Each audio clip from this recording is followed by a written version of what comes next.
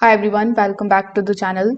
In today's video, I will show you how to fix the LG ice maker not working in 2026. So the ice maker need three important things to work properly. First of all, it should be correct freezer temperature. Second thing is consistent water supply. And the third thing is functional ice making cycle. So if any one of these fails, the ice production stops.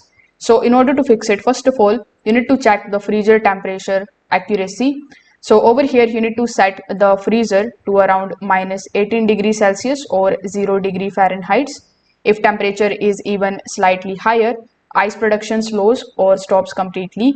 So avoid overloading, which blocks the cold airflow.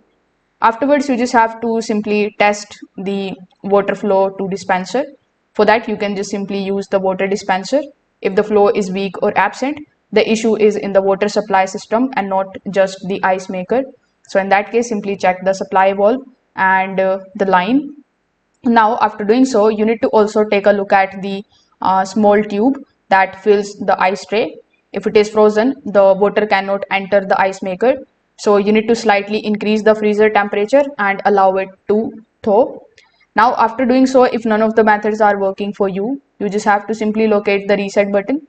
Then simply press that reset button for a few seconds. This forces a new cycle, ice making cycle, or make sure that the ice level sensor and the arm is also not stuck. If the system thinks that the bin is full, it will stop producing ice. So you can keep these things in mind and you can do these types of settings and reset it and see if your ice maker is now working properly again. If this video helped you out, make sure that you like this video and subscribe to the channel. Thanks for watching.